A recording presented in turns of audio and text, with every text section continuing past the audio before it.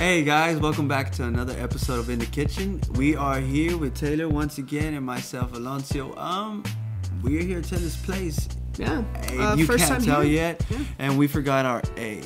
So Sorry guys, we forgot the A. yeah. We did the best we could. You know, it's an A clamp. Because we do film and stuff. We'll just get rid of it. We'll just get rid of it. Hey, but look, we got exciting things this week, guys. As always, exciting to us. Maybe we'll see, let us know if it's exciting to you. But we got F1. We got the third race of the season. Very exciting things for Red Bull. Mercedes hanging on strong, and Ferrari took a little bit of a dip there, huh? Yeah.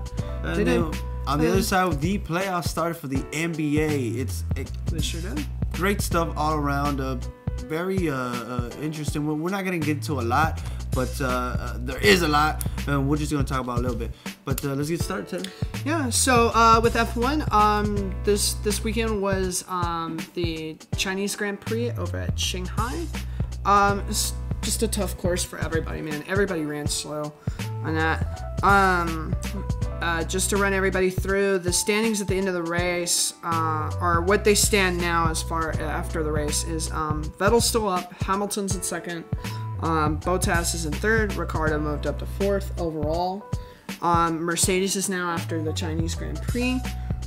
Even though they didn't win it, spoiler alert, they're now up in the constructor, 85, and then Ferrari close on the nips at 84.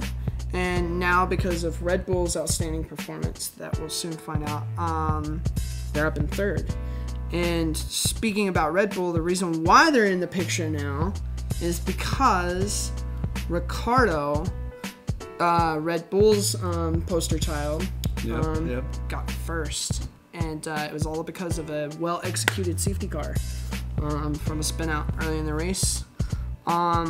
Unfortunately, Vettel didn't do so well on Ferrari, man. He was back in the riffraff. Even your man Alonso overtook him. I believe Vettel finished like 8th, 9th. I think actually 9th. And it was an interesting race for everybody, and definitely the highlight was for Red Bull. So.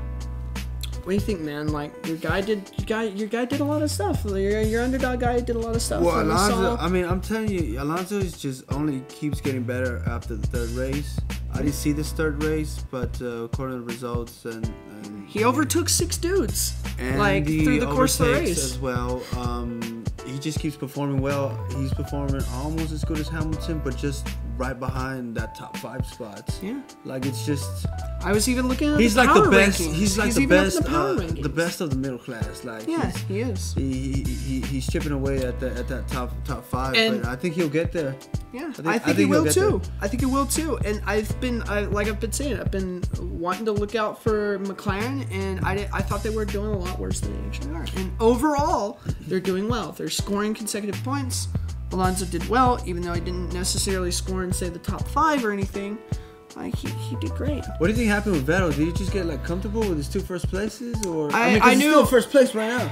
Yeah, I knew he took a pit stop early, and that offset him with that safety car. Something he didn't do in the first 2 races. Yeah, and that offset him with the safety car, and Red Bull was in the right position at the right time to kind of overtake everything and do what they did. I mean, good for Red Bull. And it felt really bad to watch Vettel slip further and further and further back. And I think it's just because he couldn't compete on wore-out tires, in my honest opinion. I think Vettel just realized I am still going to be in first place after this. I could take this one.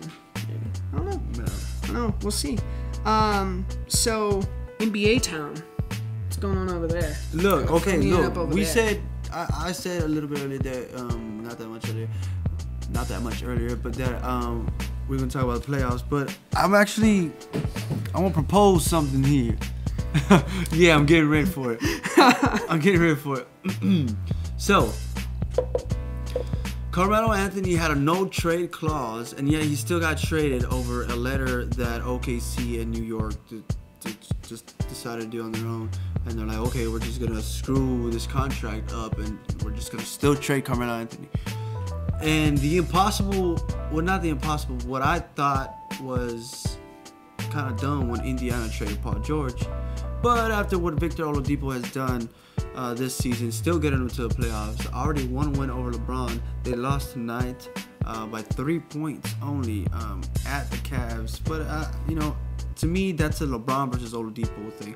But Indiana, I feel, did a mistake trading Paul George. Because Paul George has been in that situation before. And but either way, they made that trade. And with OKC, and it had a big part to do because OKC had a big part. Because they took a risk on Paul George. They took a risk on Carmelo. Why? Because they wanted to surround at least somebody to their, you know, brand new polished MVP Russell Westbrook. And Russell Westbrook has been, I think he might not get MVP again. Last year it was because of his triple doubles. This year he does it again, and you don't want to give him an MVP. And I get it. It changes every year. Whatnot. But this, what I'm getting at with OKC is, even if they lose Paul George to the player option, that's okay. You don't spend the 20 mil. And guess what?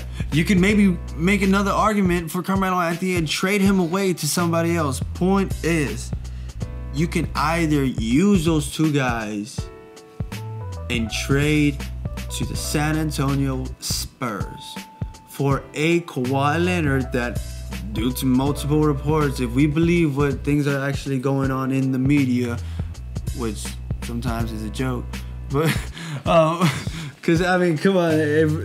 But media is always a joke. Sometimes. But Kawhi Leonard's not happy in San Antonio. Doesn't want to be there. Now, why would he go to OKC? Well, what do you mean why? They had a Kevin Durant. They have a Russell Westbrook. They you know, it's not. Good lineup. I think it's a little bit bigger, you know, than what San Antonio is now, because it's fresh. It's new. They've only been there about less than 10 years. So now, Kawhi Leonard gets traded to OKC for maybe a Paul George and a Carmelo. Why? Because then the Spurs would be able to afford that. We don't have anybody expensive. The only expensive guy is Kawhi LaMarcus. Yeah. He's the only big. Now, let's say you even get one tag of those guys and a couple extra picks. Sure.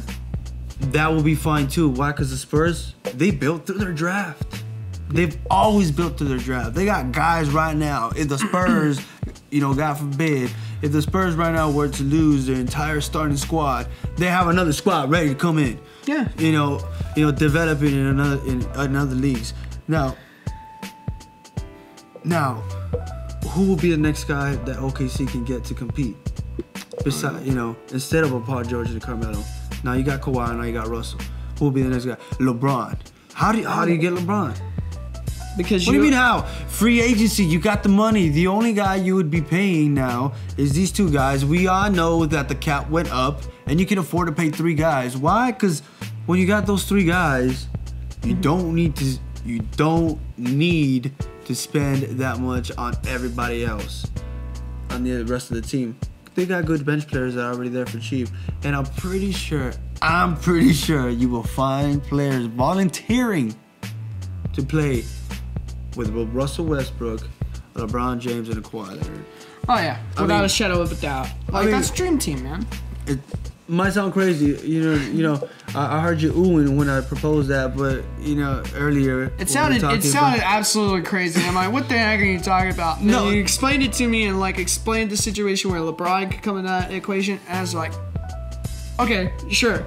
Like, you've humored me. That makes total sense. That's a dream team. Well, I mean, not complete sense, but it's a little crazy because the Spurs has never done anything even close to this. The last time they went somebody through free agency as hard as LaMarcus was Jason Kidd back in when they were willing to trade Tony Parker for him, but it worked out. Tony Parker ended up winning 4 championships with the Spurs, and he's still on the team now as a bench.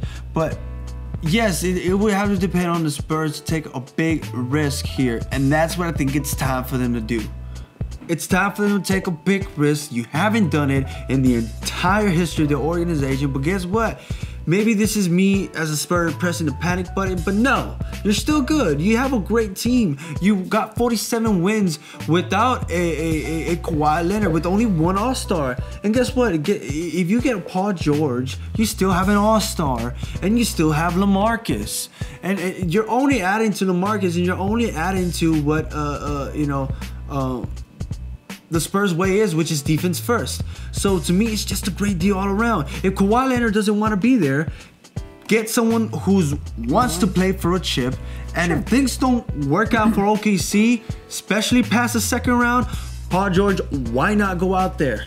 Yeah. And on top of that, Paul George could enter his player option, test the free agency, and strike a deal with the Spurs. Either way, but Kawhi Leonard could still very well end up in OKC, because OKC has some good stuff to trade for, and they will have the money because they only got one true guy paying right now. The other two guys they're paying big bucks for, they're only here for this year, and they can do whatever they want with them next year. And speaking of OKC and all the guys that you talked about, man, like all those guys, like Spurs, man, they're down 2 games. OKC's standing at what, 2 games down 2. These playoffs are great. They're not what was last year. They're like half and half, basically. Yeah, they're great. It's not what was last year. Last year we had decided the champion when the season started, when Kevin Durant go, and everybody was right. They only lost 1 game, guys, in the entire postseason. 16-1 to win the championship. You need 16 wins, 4 games per round to win a championship. 4 rounds each. Yeah, and it's tough. The Cavs are 1-1. You were saying LeBron lost his first game. But I think LeBron was just toying with the first game, man. When you take a single shot in the first quarter, you're trying to send some sort of message. It was either to your team or to the I don't know what it was. LeBron has his ways, and guess what? He shot 20 in the first quarter of this game. He still did pretty well. And unfortunately, I didn't get to catch a lot of the playoffs through the week and stuff, and especially through this weekend. I was out of town. But the little bit that I did catch, and I caught some of the Celtics and Milwaukee stuff, and I will point this out. This is the first time I've seen the Celtics course, and man, that's a beautiful basketball court. I'm glad you said Celtics. The thing is fantastic. We talked about that off camera. Yes, Celtics. I knew when I said it that I screwed up, but yeah, you're fine. I'm good. But point being is, I saw some of their game more than most of the other games, and their course is just beautiful, man. It's like a work of art. It's crazy. And the games were even good. Like the little bit that I saw, most of it near the end, like the Bucks and the Celtics neck and neck, and I think the Celtics are up 2 games, right? All around, man. 2 games up. I think they've both been able to pull out both games. A very different story, like I said. It's a very different story from last year. Yeah, I like it, man. So, but I mean, I can't wait to see what happens this week. Players are spurring off, and they're being competitive, and I can't wait to see what happens next week with that. And I can't wait to see what happens this next weekend or the next race with F1, because it's primed to stay competitive as well. So we'll see y'all next time. This was In the Kitchen. You can, if you like what you see, comment below, subscribe, hit that like button. You can find us on social media, Twitter, all that. Our Twitter handle is @1in_th3 _kitchen, and we'll catch y'all next time. Let us know what you think.